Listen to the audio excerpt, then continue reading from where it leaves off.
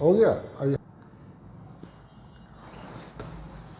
ठीक है बेटा, अब हम लोग आगे कंटिन्यू करते हैं। ठीक है, अब हम लोग आगे कंटिन्यू करेंगे। पहले मैंने आपको अप टू पोटेंशियल डिफरेंस सारी चीज़ें पढ़ा दी थी, ठीक है ना। अब मैं आपको कॉम्बिनेशन ऑफ रजिस्टर्स के बारे में बताऊंगा। पिछली क्लास में बेटा मैंने आपको रजिस्टर के बारे में पढ़ाया था, रजिस्टेंस। ठीक है बेटा, रजिस्टेंस को हम किससे दिखाते हैं? आर से दिखाते हैं। आर की ऐसा यूनिट क्या होती थी बेटा? ऐसा यूनिट ओम होती थी, यही तो पढ़ाया था। और रजिस्टेंस को मैंने आपको पढ़ाया था रो एल अपॉन ए, ये मैंने आपको समझा दिया था। ए मतलब क्रॉस सेक्शनल एरिया, ए सी मतलब क्रॉस सेक्शनल एरिया बेटा। तो इसका मतलब ये हुआ, ये मान लीजिए फॉर लेट अस सपोज ये एक वायर है बेटा, ठीक है ना। यहाँ ध्यान दो, ठीक है ना, उधर मत देखो, यहाँ देखो, ठीक है। ये वायर है, वो चल रहा है ना, कोई दिक्कत नहीं है, ठीक है ना। ये वायर है और ये लेंथ क्या बेटा? एल है, कोई दिक्कत? तो ये जो लेंथ हो गई एल, ये हो गया, और क्रॉस सेक्शनल एरिया होता है ये ए सी। तो इसका मतलब करंट अगर यहाँ से फ्लो करेगा तो इसके क्रॉस सेक्शनल एरिया से ही तो फ्लो करेगा करंट। तो आपको रेजिस्टेंस के फॉर्मूले में क्रॉस सेक्शनल एरिया लेना है, ना कि लेटरल सरफेस एरिया। लोग 2 पाई आर एल ले लेते हैं, आपको ए सी की वैल्यू क्या लेनी है? पाई आर स्क्वायर लेनी है बेटा, पाई बाई 4 डी स्क्वायर। समझ में आ गया? तो अगर आपका सिलेंड्रिकल वायर है, वायर क्या सिलेंडर फॉर्म में होता है, तो रेजिस्टेंस निकालने का फॉर्मूला होता है rho L upon pi R square. Any problem बेटा? ठीक है। अब ये जो रो होता है बेटा, ये क्या होता है? रेजिस्टिविटी होता है। क्या होता है? रेजिस्टिविटी। और रेजिस्टिविटी की मैंने आपको ऐसा यूनिट बताई थी, ओम्स इंटू मीटर होती है, ठीक है। अब ये रेजिस्टिविटी होता क्या है? सबसे पहले बेटा याद रखना, रेजिस्टिविटी ये एक मटेरियल प्रॉपर्टी है। क्या है?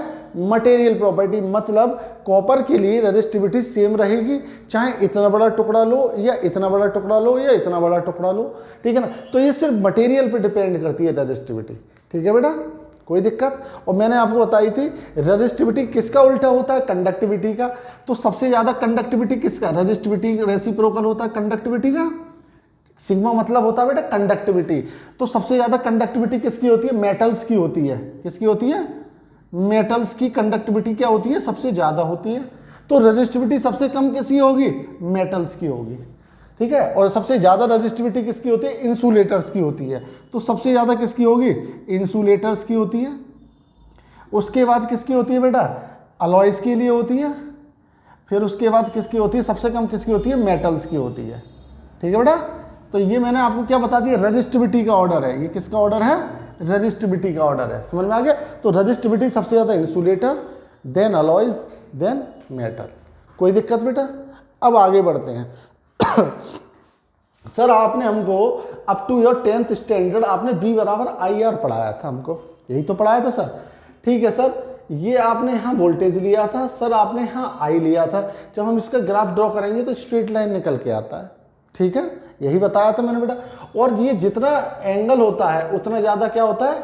रेजिस्टेंस की वैल्यू होती है, मैंने बताया था, ठीक है। और एंगल आपको कहाँ से मेजर करना है? आई एक्सिस से मेजर करना है, ठीक है। अगर वो आपसे ये क्वेश्चन पूछ ले, ये आई है और ये वोल्टेज है भी, उसने बोला ये दो ग्राफ दे दिए, ये R1 के लिए है, ये R2 के लिए, किसका रेजिस्टेंस ज्यादा होगा? तो जिसका एंगल ज्यादा होगा। एंगल किसका ज्यादा है? R1 वाला। तो ये θ1 हो गया, ये θ2 हो गया। तो सबसे ज्यादा रेजिस्टेंस किसका होगा? R1 का, देन R2 का। कोई दिक्कत बेटा? बता दो, ठीक है, कोई दिक्कत नहीं। अगर इसी में अगर बेटा वो ये पूछ ले, अगर ग्राफ को उल्टा करके दे दे, I दे दे और V दे दे, और इस तरीके से आपको ये R1 दे दे और ये R2 दे दे, अब बोले रेजिस्टेंस किसका ज्यादा होगा? किसका होगा? आपको कहाँ से लेना है? मैंने बताया था I से लेना है, इस तरीके का एंगल लेना है। तो किसका ज्यादा होगा? R2 greater than R1। Any problem? बता दो बेटा। तो यहां तक मैंने आपको ये सारी चीजें बता दी, ठीक है ना। अब आगे बढ़ते हैं, ठीक है। आपने सर रेजिस्टेंस बता दिया, V बराबर IR होता है, ठीक है सर। ये ओम्स लॉ पढ़ाया था आपने। ओम्स लॉ का मैंने आपको बेटा सर्किट बताया था। ओम्स लॉ का सर्किट क्या होता है? ये आपका बैटरी हो गया बेटा, ठीक है। कॉम्बिनेशन ऑफ सेल्स को क्या बोलते हैं? बैटरी बोलते हैं। देन मैंने क्या किया? कोई भी एक अप्लायंस लगाया जिसके पास एक रेजिस्टेंस R होगा, ठीक है। इसको मेजर करने के लिए एक मैंने एमीटर लगाया, देन मैंने प्लग की लगा दिया, ठीक है, ये प्लग की हो गया, एनी प्रॉब्लम, ये मीटर। अब मुझे इसका वोल्ट नापने के लिए, मेजर करने के लिए वोल्ट मीटर पैरेलल में लगाना पड़ेगा। तो वोल्ट मीटर जो होता है हमेशा अप्लायंस के पैरेलल में लगा होता है और ये सीरीज में लगा होता है, ठीक है। अब जैसे जैसे मैं वोल्टेज को चेंज करूंगा वैसे वैसे आई की वैल्यू इसमें चेंज होगी नहीं होगी। तो हम जब भी ओम्स लॉ को अगर पूछे, बोले इसका सर्किट बनाइए, तो उसका डायग्राम जो होगा वो क्या होगा, ये होगा। मत समझ में आया, एक्सपेरिमेंटल डायग्राम क्या होगा, वो ये होगा। तो अगर हमने इसका ग्राफ स्केच किया, ये V है और ये I है, तो ये क्या आएगा, स्ट्रेट लाइन निकल के आएगा, ठीक है। पर ये याद रखना V बराबर I कब वैलिड रहता है, ओनली वैलिड व्हेन इसके अंदर हीटिंग इफेक्ट नहीं आना चाहिए। क्या, हीटिंग मतलब तार गर्म नहीं होना चाहिए। अगर तार गर्म हो गया तो क्या होगा, ये जो ग्राफ है स्ट्रेट लाइन ना होकर टेढ़ा मेढ़ा होना शुरू हो जाएगा। समझ में आ गया। तो ये स्ट्रेट लाइन कब तक रहेगा, जब तक ये तार गर्म ना हो, हीटिंग इफेक्ट ना हो। समझ में आया। अब आप कहेंगे सर तार गर्म हो जाएगा तो क्या होगा, तो बेटा आपको ये बता देता हूं, ये जो रेजिस्टेंस होता है ये टेम्परेचर के बढ़ाने पर रेजिस्टेंस की वैल्यू भी बढ़ती है। समझ में आ गया बेटा, टेम्परेचर बढ़ाऊंगा तो रेजिस्टेंस की वैल्यू बढ़ती है। और जब ये रेजिस्टेंस चेंज होगा तो क्या V/I का जो रेशो है वो सेम रहेगा, नहीं रहेगा। आ रहा है ना समझ में। तो V/I का रेशो चेंज होगा। तो आपको यहाँ पे V/I क्या चाहिए था, कांस्टेंट चाहिए था, यही तो चाहिए था ओम्स लॉ में, जो किसके बराबर होता है, R के बराबर होता है। और टेम्परेचर बढ़ाने पे क्या हो रहा है, रेजिस्टेंस की वैल्यू चेंज हो रही है, तो V/I का रेशो भी तो चेंज होगा। तो ये ग्राफ स्ट्रेट लाइन ना होके क्या हो जाएगा, कुछ नॉन लीनियर हो जाएगा। क्या हो जाएगा, नॉन लीनियर। समझ में आ गया बेटा, due to heating effect, any problem बेटा, ये समझ में आ गया। तो बेटा मैंने आपको ओम्स लॉ समझा दिया अच्छे से, मैंने आपको रेजिस्टेंस के बारे में बता दिया। रेजिस्टेंस क्या होता है, रो L अपॉन A होता है, बाकी सारी चीजें मैंने बता दी, ठीक है। चलो इसको लिख लो।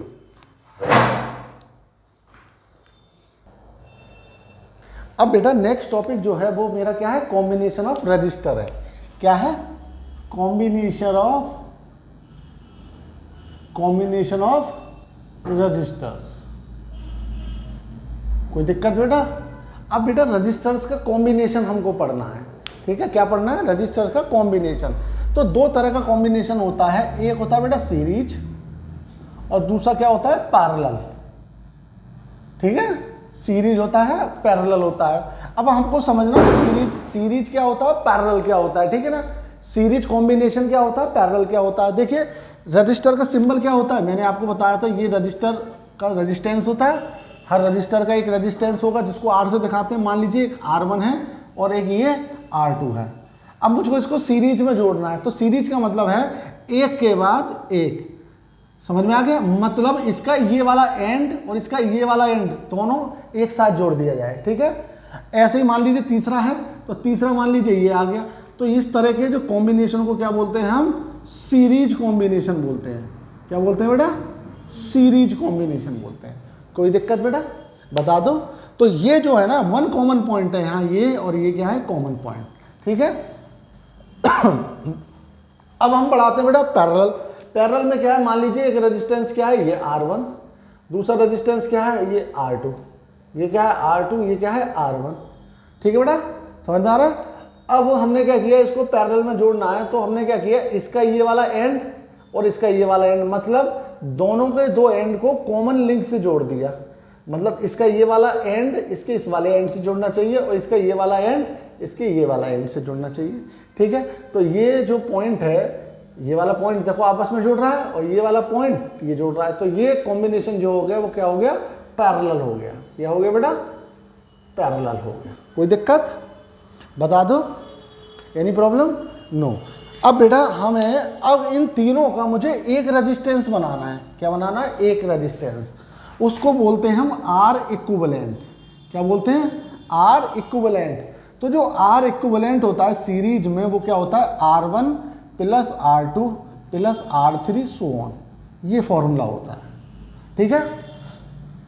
अब ये निकल के कैसे आए बेटा, ये समझना है, ये मैं भी बताऊंगा इसके बाद, ठीक है ना। ये निकलते कैसे आता है, ड्राइव कैसे होता है। और जो पैरेलल में होता है वो होता है 1/RP, ये इक्विवेलेंट इन सीरीज बोल सकता हूँ उसको, और ये R इक्विवेलेंट इन पैरेलल। कोई दिक्कत बेटा, ये होता है 1/R1 plus 1/R2 plus 1/R3 so on. कोई दिक्कत बेटा? अब 2 के लिए अगर लगाता हूं, सिर्फ 2 का कॉम्बिनेशन लेता हूं, तो R इक्विवेलेंट की वैल्यू निकल के आ जाती है पैरेलल में R1 into R2 upon R1 plus R2। कोई दिक्कत बेटा? ये 2 के लिए लग गया। अगर ये मान लो सिर्फ 2 ही रजिस्टर हैं तो R3 तो 0 हो जाएगा। तो जब आप इसको सॉल्व करेंगे, इसका क्या लेंगे, एलसीएम लेके इसको ऐड करेंगे और फिर उसको उल्टा करेंगे तो ये निकल आएगा। ठीक है, चलिए अब हमने ये बता दिया, कोई दिक्कत? अब हम आगे बढ़ते हैं बेटा, आगे बढ़ते हैं। आगे क्या है?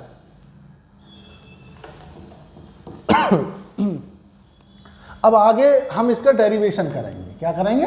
डेरिवेशन। इसको लिख लो आप, ठीक है, लिख लो इसको। अब इसका डेरिवेशन करते हैं, ठीक है। अब मैं इसका डेरिवेशन करके दिखाता हूं बेटा। अब इसका डेरिवेशन ये है, जैसे मान लीजिए मैंने 2 रजिस्टेंस मैंने सीरीज के लिए लेके चल रहा हूं बेटा। किसके लिए? सीरीज के लिए। ये R1 है, ये R1 है, ये क्या बेटा? R2। इसको मैंने किसी बैटरी से लगा दिया। कोई दिक्कत बेटा? इसके अंदर कुछ करंट आई जाएगा, ठीक है। अब मुझे इस 2 की जगह क्या करना है? मुझे एक इक्विवेलेंट रेजिस्टेंस लगाना है। उसकी वैल्यू मैं क्या बोल देता हूं? R इक्विवेलेंट बोल देता हूं, ठीक है। समझ में आ रहा है? अब ये जो सर्किट है और ये जो सर्किट है, ये दोनों आपस में इक्विवेलेंट है। क्या है? इक्विवेलेंट। समझ में आ रहा है? ठीक है। अब मैंने क्या किया, सेम वो बैटरी और सेम करंट निकलेगा। कोई दिक्कत बेटा? बता दो। अब ये बताओ मुझे ये जो वोल्टेज होगा, सुनो बेटा इधर देखो, ये जो वोल्टेज होगा ये कहाँ डिवाइड होगा? इन दोनों में डिवाइड होगा, क्योंकि सीरीज में वोल्टेज क्या होता है? डिवाइड होता है। तो ये कुछ वोल्टेज कहाँ जाएगा? इसमें जाएगा, कुछ वोल्टेज कहाँ जाएगा? इसमें जाएगा। आ रहा है समझ में? तो यहां से एक्सप्रेशन निकल आया, V बराबर क्या होगा? V1 plus V2। सीरीज में वोल्टेज क्या होगा? डिवाइड होता है। सीरीज में वोल्टेज डिवाइड होता है। अब V1 क्या होगा? I तो सेम रहेगा पूरी ब्रांच में, तो ये हो जाएगा I इंटू R1, ये हो जाएगा I इंटू R2। कोई दिक्कत? अब यहां से V की वैल्यू क्या हो जाएगी? I इंटू R इक्विवेलेंट हो जाएगी ओम्स लॉ के हिसाब से। इसको यहां रख दिया। कोई दिक्कत? I लेके कॉमन लेके काट दिया, तो यहां से R इक्विवेलेंट की वैल्यू क्या निकल के आ गई?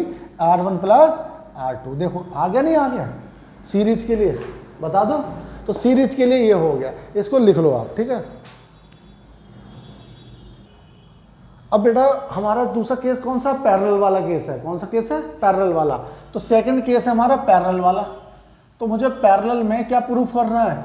मुझे सर पैरेलल में ये फॉर्मूला प्रूफ करना है, RP = 1/R1 प्लस 1/R2। ये मुझे प्रूफ करना है बेटा, ठीक है ना। मुझे ये बताना है कि पैरेलल में जो R इक्विवेलेंट होता है वो 1/R1 प्लस 1/R2 के बराबर होता है, ठीक है। मुझे क्या करना पड़ेगा? मुझे पहले एक सर्किट लेना पड़ेगा। This is R1 and this is R2। इसको ये बैटरी से लगा देंगे, इस कॉम्बिनेशन को बैटरी से लगा देंगे। ये वोल्टेज क्या हो जाएगा बेटा? B हो जाएगा। ये क्या हो जाएगा? R1 है, ये क्या है? R2। अब इसी के इक्विवेलेंट मुझे क्या चाहिए? एक R इक्विवेलेंट, मतलब इन दोनों का मुझे क्या चाहिए? एक R इक्विवेलेंट चाहिए। उसको मैंने बोल दिया R इक्विवेलेंट। उसको मैंने किससे लगा दिया? बैटरी से लगा दिया। ये वो B वोल्टेज की बैटरी। कोई दिक्कत? अब एक बात बेटा, इसमें से कुछ करंट आई जाएगा। इस पूरे में क्या रहेगा? I रहेगा। सीरीज में I क्या रहता है? सेम रहता है। सीरीज में I क्या रहता है? सेम रहता है इन सीरीज, ठीक है। और वोल्टेज मैंने बताया था डिवाइड करता है in parallel, in voltage divide in series, ठीक है, ठीक है। अब दूसरा केस, दूसरा यह है I पैरेलल में क्या होता है? डिवाइड करता है उल्टा, ठीक है बेटा। और V क्या रहता है? सेम रहता है वोल्टेज इन पैरेलल। कोई दिक्कत बेटा? बता दो। अब ये बताओ ये दोनों किस में है? पैरेलल में। जो बेटा वोल्टेज इसका है वही वोल्टेज किसका रहेगा? इसका रहेगा। वही वोल्टेज किसका रहेगा? इसका रहेगा। कोई दिक्कत? बोलो। जो वोल्टेज इसका है वही वोल्टेज इस टर्मिनल का रहेगा, वही वोल्टेज इसका रहेगा, क्योंकि पैरेलल में। अब ये बताओ ये I निकाला इसने बैटरी ने, तो कुछ I1 इसमें चला गया और कुछ करंट इसमें चला गया I2। अब इस वाले जंक्शन पे बात करो, यहाँ पे जो टोटल I जा रहा है वो I1 इसमें चला गया, I2 इधर चला गया, तो टोटल I बराबर क्या होगा? I1 प्लस I2 होगा या नहीं होगा? बता दो। अब ये जो आई है यहाँ से क्या आ जाएगा, I equals to V by R equivalent हो गया, आ गया। इस वैल्यू को कहाँ रख दिया, यहाँ रख दिया। Any problem? अब यहाँ आई क्या होगा, v अपॉन R1, यहाँ क्या होगा v अपॉन R1 होगा, और यहाँ क्या होगा v अपॉन R2। तो इसको रख दो v upon R1 plus v upon R2। अब ये v जो है कॉमन लेके कट जाएगा, तो ये यहाँ से आ गया 1 by R equivalent equals to 1 by R1 plus 1 by R2। Any problem बेटा, बता दो, ठीक है। चलो इसको लिख लो। अब बेटा नेक्स्ट टॉपिक आपके 10th क्लास में है heating effect of electric current. तो अगला टॉपिक है heating effect of electric current. बहुत बढ़िया, ठीक है। अब इसको समझना ही क्या है, ये हम समझेंगे, उसके बाद इसका एप्लीकेशन समझेंगे, ठीक है ना। अब इसमें क्या होता है, जैसे मान लीजिए कोई वायर है, ठीक है, ये आपकी ट्रांसमिशन लाइन होती है, जो आपके घरों में तार, जिससे बिजली से तार आ रहे होते हैं, ठीक है ना, ट्रांसमिशन लाइन है। अब इसमें करंट जा रहा है आई, ठीक है ना, इसका कुछ ना कुछ रेजिस्टेंस होगा, कुछ ना कुछ टाइम होगा, ठीक है ना, कुछ ना कुछ टाइम मान लेते हैं, वो बाद में मान लेते हैं। अभी आई मान लीजिए, इसका कुछ ना कुछ रेजिस्टेंस मान लीजिए। अब क्या होता है, जब हम इस ट्रांसमिशन लाइन से या किसी भी वायर से करंट फ्लो करते हैं, तो क्या होता है, उसके अंदर से हीट लॉस होता है। क्या होता है, हीट लॉस होता है, मतलब वो तार गर्म हो जाता है। मतलब क्या होता है, there is a dissipation of energy in the form of heat. समझ में आया बेटा, ये एनर्जी डिसिपिएट कर रहा है इन the form of heat. Q से दिखा देते हैं या एच से दिखा देते हैं, ठीक है, जिससे चाहो उससे दिखा दो, क्यू से दिखा दो, एच से दिखा दो, किसी से भी दिखा दो, ठीक है ना। ये तो एक सिंबल है। तो जो हीटिंग होता है, जब हम किसी वायर को करंट पास करते हैं, ठीक है ना, उसी इफेक्ट को नाम क्या बोलते हैं, heating effect of electric current, ठीक है। अब जो ये हीटिंग इफेक्ट होता है, मतलब जो हीट एनर्जी होती है, ये आपकी किसके प्रोपोर्शनल होती है, रेजिस्टेंस के प्रोपोर्शनल होती है। ये किसके प्रोपोर्शनल होती है, टाइम के प्रोपोर्शनल होती है। और ये किसके प्रोपोर्शनल होती है, आई स्क्वायर के प्रोपोर्शनल होती है, ठीक है, करंट के स्क्वायर के। जब हम तीनों को मिला देते हैं तो ये बन जाता है heat equals to I square R T. कोई दिक्कत? अच्छा एक बार बताओ, इसको आर बोल सकते हैं, ये तो प्रोपोर्शनलिटी कांस्टेंट होता है, ठीक है ना। Heat is directly proportional to time, heat is directly proportional to I, ठीक है। जब हम इसको हटाएंगे, ठीक है ना, जब हम इसको हटाएंगे तो क्या बन जाएगा, आई स्क्वायर टी। जब हम प्रोपोर्शनलिटी कांस्टेंट क्या आ जाएगा, आर आ जाता है। क्या आ जाता है, आर आ जाता है। तो यहाँ से मेरे पास जो हीटिंग इफेक्ट का जो फॉर्मूला निकल के आ गया, वो क्या आ गया, आई स्क्वायर आर इंटू टी, ठीक है बेटा। कोई दिक्कत, समझ में आ गया, ये आपका फॉर्मूला हो गया। अब कुछ लोग बोलते हैं sir V cos two I R होता है, V cos two I R होता है, ठीक है बेटा। अगर मैं सर यहाँ पे R की जगह मैं V अपॉन आई रख दूँ, R की जगह V अपॉन आई रख दूँ, तो हीट बराबर क्या हो जाएगा, I square into V upon I into T. तो ये बन गया वी आई इंटू टी, ये भी फॉर्मूला हो गया। कुछ लोग बोलेंगे नहीं सर, मैं अगर आई की जगह वी अपॉन आर रख दूँ तो, ठीक है, अगले फॉर्मूले में मैंने क्या करा, आई की जगह वी अपॉन आर रखा, ठीक है, आ रहा समझ में। तो जब मैं आई की जगह वी अपॉन आर रखूँगा तो ये स्क्वायर हो गया इंटू आर इंटू टी। तो आर से आर कट गया, तो एक फॉर्मूला और आ गया, V square R by into T. तो यहाँ से हीट के 3 फॉर्मूले हो गए, इनमें से कोई सा भी लगा सकते हो आप। हीट इक्वल्स टू क्या होता है, V square R into T, V I into T, या आई स्क्वायर आर टी, ठीक है बेटा, I square R into T. तो ये आपका क्या होगा, heating effect of electric current के 3 फॉर्मूले मैंने आपको बता दिए। तो मैं आपको एक बार और रिपीट कर देता हूँ, heating effect of electric current क्या होता है, जो हीट डिसिपिएशन होता है किसी भी मेटेलिक वायर से, कंडक्टर से, वो डायरेक्टली प्रोपोर्शनल टू टाइम होता है, यानी स्क्वायर के प्रोपोर्शनल होता है, करंट के स्क्वायर के। जब हम इसको सॉल्व करेंगे तो आई स्क्वायर आर टी आ जाएगा, ठीक है ना। ये इस तरीके से मैंने 3 फॉर्मूले डेवलप कर दिए, वी बराबर ओम्स लॉ लगा के 3 अलग अलग फॉर्मूले आ जाते हैं। ये आपको बस याद रखना, कोई दिक्कत बेटा, ठीक है। अब आगे बढ़ते हैं, आगे इसमें ये है सर, ठीक है, इसका एप्लीकेशन कहाँ देखने को मिलता है, एप्लीकेशन बता दीजिए। अब एप्लीकेशन इसको देखने को मिलता है, आपने देखा होगा सर्दियों में हीटर चाहिए होता है, सर्दियों में हीटर चाहिए होता है, ठीक है ना। सर्दी से बचने के लिए हम लोगों को हीटर चाहिए होता है। तो हीटर में जो कॉयल होती है उसमें क्या जाता है, करंट जाता है, तो वो क्या होता है, गर्म होता है। गर्म देने के बाद वो क्या देता है, आपको एनर्जी देता है, हीट एनर्जी देगा, उससे आप क्या ताप लेते हैं। ठीक है, एक ये हो गया। दूसरा क्या हो गया, इलेक्ट्रिक आयरन प्रेस, है ना, आयरन प्रेस बोलते हैं जिसको हम प्रेस बोलते हैं ना, इस्त्री। ठीक है ना, उसमें क्या होता है, फिलामेंट होता है, कॉइल होती है, वो उसको गर्म कर देता है। इस तरह से होती है, नहीं होती है वो, ठीक है ना, हम उससे अपने कपड़े प्रेस कर लेते हैं। ठीक है, ये कुछ एग्जाम्पल्स हैं। ठीक है ना, पानी की रॉड देखा होगा आपने। पानी की रॉड क्या होती है, हमने जैसे मान लीजिए बकेट है, बकेट में रॉड डाल दी पानी की, उस पर क्या होते हैं, फिलामेंट होते हैं। तो ये फिलामेंट में क्या जाता है, करंट जाता है, ये अपने अंदर की एनर्जी किसको देगा, वाटर को देगा, तो पानी क्या हो जाता है, गर्म हो जाता है। कोई दिक्कत? ये कुछ मैंने एग्जांपल्स बता दिए, heating effect of electric current के बेस्ड कुछ एग्जांपल्स हैं, उसके एप्लीकेशन है। ठीक है, एनी प्रॉब्लम? ठीक है, तो ये मैंने बता दिया। अच्छा, एक चीज़ होता है, फ्यूज़ वायर सुना होगा आपने, फ्यूज़ वायर सुना है, फ्यूज़ वायर घरों में लगा होता है, फ्यूज़ वायर होता नहीं होता है, उसमें होता है MCV जो होती है, ट्रिप कर जाती है। तो जो फ्यूज़ वायर होता है उसका मेल्टिंग पॉइंट क्या होता है, बहुत कम होता है। क्या होता है, लो होता है। मेल्टिंग पॉइंट क्या होता है, बहुत लो होता है। तो क्या होता है, जैसे ही मान लीजिए कहीं पे एकदम से हीटिंग इफेक्ट आया, मतलब एकदम से कहीं पे स्पार्किंग हुई, तो वो क्या होगा, वो उसको मेल्ट कर देगा। तो वो क्या कर देगा, सर्किट ब्रेक कर देगा और वो MCB ट्रिप कर जाएगी। ठीक है ना, तो ये याद रखना, फ्यूज वायर का जो मेल्टिंग पॉइंट होता है बहुत कम होता है, उस मटेरियल का बना होता है। ये बहुत लो मेल्टिंग पॉइंट वाले मटेरियल का बना होता है, लेड जैसे मटेरियल का बना होता है। ठीक है बेटा, इतना समझ में आ गया, ये मैंने आपको बता दिया। ठीक है, चलो लिख लो इसको। अब बेटा लास्ट टॉपिक है इस चैप्टर का, आपके 10th क्लास में इलेक्ट्रिसिटी का ये लास्ट टॉपिक है, इलेक्ट्रिसिटी वाले चैप्टर का ये लास्ट टॉपिक है, commercial unit of energy. Commercial unit of energy. ठीक है बेटा, एनर्जी की कमर्शियल यूनिट। कमर्शियल का मतलब जो हम एनर्जी इस्तेमाल करते हैं घर में, बिजली इस्तेमाल करते हैं, उसकी यूनिट क्या होती है।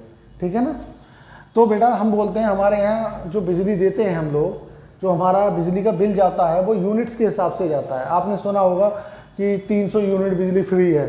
ठीक है ना, अभी प्रधानमंत्री सूर्य घर योजना अभी लगी है, उसमें अगर आप सोलर पैनल लगवाते हो तो सरकार की तरफ से, मतलब गवर्नमेंट ऑफ इंडिया की तरफ से 300 यूनिट आपको मुफ्त मिलेगी बिजली। ठीक है ना, इस तरह की कोई योजना है। ठीक है ना, तो जिस यूनिट्स की बात कर रहे हैं वही यूनिट जो होती है वो क्या होती है, कमर्शियल यूनिट होती है। ठीक है ना, अलग अलग रेट के हिसाब से कमर्शियल यूनिट का मतलब, जैसे मान लीजिए 6 रुपये पर यूनिट के हिसाब से आपको बिल देना पड़ता है, या 8 रुपये हो सकता है, कहीं पे 10 रुपये, ये डिपेंड करता है कि state government to government vary करता है। ठीक है ना, अब बात आती है कमर्शियल यूनिट होता क्या है बेटा। अच्छा, वैसे यूनिट की जो एनर्जी होती है, एनर्जी की SI यूनिट क्या होती है बेटा, वैसे एनर्जी की SI यूनिट क्या होती है, जूल होती है। क्या होती है बेटा, जूल, है ना। SI यूनिट क्या होती है, जूल होती है। बहुत बढ़िया, क्या होती है, जूल होती है। ठीक है ना, अब इससे पहले कमर्शियल यूनिट ऑफ एनर्जी को समझने से पहले आपको क्या समझना पड़ेगा, आपको पावर के बारे में समझना पड़ेगा। क्या समझना पड़ेगा, पावर के बारे में। तो मैं अभी इसको बाद में कराता हूँ, पहले पावर समझ लो। पावर क्या होता है, पावर मतलब कौन सी पावर की बात कर रहे हैं, इलेक्ट्रिकल पावर की बात करते हैं। किसकी बात कर रहे हैं, इलेक्ट्रिकल पावर की बात कर रहे हैं। तो जो पावर होता है वो होता है रेट ऑफ डूइंग वर्क। ठीक है, वर्क क्या, एनर्जी अपॉन टाइम। ठीक है ना, रेट ऑफ डूइंग वर्क को क्या बोलते हैं, पावर बोलते हैं। कोई पूछे what do you mean by power, power का मतलब होता है रेट ऑफ डूइंग वर्क। ठीक है, ये रेट ऑफ डूइंग वर्क, किस रेट से कोई काम कर रहा है। अब काम करेगा तो मतलब एनर्जी कंज्यूम करेगा, ठीक है ना, या एनर्जी डिसिपिएट करेगा। अरे heating effect of electric current में क्या हो रहा है, हीटिंग डिसिपिएशन हो रहा है। तो किस रेट से वो हीटिंग डिसिपिएशन हो रहा है, किस रेट से हो रहा है, वो क्या हो गया, पावर हो गया। तो पावर बराबर एनर्जी का फॉर्मूला मैंने बताया था, VIT होता है अपॉन टी, या I square RT upon T, या V square R upon T. ठीक है, सब में अगर TT उड़ा दिया मैंने, TT काट दिया, तो पावर का फॉर्मूला क्या बन गया, V इंटू आई, या I स्क्वायर R, या बन गया V स्क्वायर अपॉन R। कोई दिक्कत? तो पावर का जो फॉर्मूला होता है बेटा उसमें टी नहीं होता है, क्या है उसमें टाइम नहीं होता, वो टाइम क्या होता है डिवाइडेड बाय, और मैंने बताया था हीट डिसिपेशन के फॉर्मूले में हमेशा टी होता है, कोई दिक्कत। अच्छा पावर की यूनिट क्या होती है, अब ये बताओ पावर क्या है, एनर्जी अपॉन टाइम है, एनर्जी की यूनिट जूल अपॉन सेकेंड, तो इसको बोलते हैं वॉट, क्या बोलते हैं वॉट। तो पावर की जो एसआई यूनिट होती है बेटा वो क्या होती है वाट होती है, क्या होती है वॉट, इसको डब्ल्यू से दिखा देते हैं, कोई दिक्कत, वॉट होती है एसआई यूनिट, ठीक है। अब एनर्जी की एसआई यूनिट मैंने जूल बता दिया, और पावर की एसआई यूनिट क्या हो गई वॉट हो गई, और वॉट क्या होता है जूल पर सेकंड होता है, कोई दिक्कत। तो एक बार हम यहां से जान सकते हैं 1 वॉट इक्वल्स टू क्या होता है 1 जूल पर सेकंड, तो 1 वॉट इंटू सेकंड बराबर क्या हो गया 1 जूल, कोई दिक्कत बेटा बोल दो, एनी प्रॉब्लम। चलिए अब ये बताओ वॉट इंटू सेकंड किसकी यूनिट हो गई, एनर्जी की यूनिट हो गई, नहीं हो गई। तो 1 यूनिट ऑफ क्या commercial unit, 1 commercial unit of commercial, ठीक है ना, वो क्या होती है, वो होती है 1 किलोवाट इंटू आवर, क्या होती है 1 किलोवाट इंटू आवर। अब एक बार बताओ बेटा खुद सोचो, मुझे इसको किलोवाट चाहिए, तो किलो करने के लिए क्या करना पड़ेगा 1000 से, है ना, और आवर करने के लिए करना पड़ेगा, है ना, 1 आवर में कितना होता है 60 इंटू 60, इतना सेकंड हो गया, ठीक है ना, ये हो गया नहीं हो गया सेकंड, आ गया नहीं आ गया बेटा समझ में आ गया, बोलो।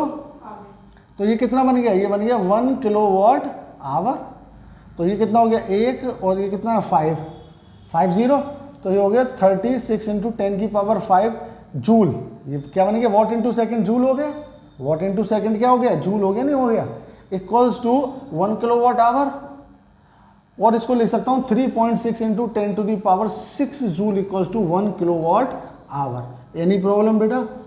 तो ये जो एक यूनिट होती है इसी को क्या बोलते हैं 1 यूनिट बोलते हैं, इसको क्या बोलते हैं 1 यूनिट, क्या बोलते हैं 1 यूनिट। तो 1 यूनिट का मतलब क्या होता है बेटा, 1 यूनिट का मतलब ये होता है 1 किलोवाट आवर, क्या होता है 1 किलोवाट आवर, और 1 किलोवाट आवर कितना होता है 3.6 into 10 to the power 6 joule होता है, कोई दिक्कत बेटा बता दो, एनी प्रॉब्लम नहीं ना, ठीक है। तो अगर कोई आपसे पूछे कि आप एक यूनिट का मतलब क्या समझते हो, तो एक यूनिट का मतलब होता है जब आप 1 किलोवाट लोड को 1 घंटे तक इस्तेमाल करेंगे तो 1 यूनिट खर्चा आएगा आपका, ठीक है।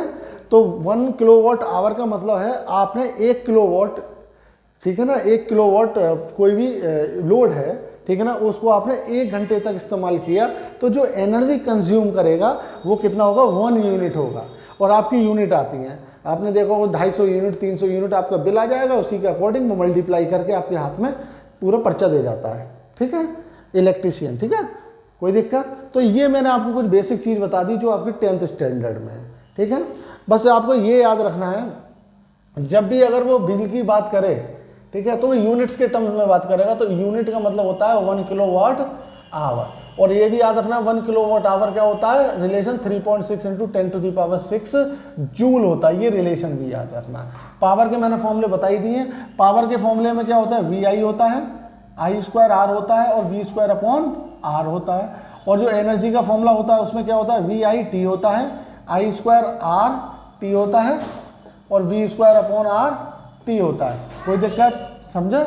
चलिए बेटा इसको लिख लो।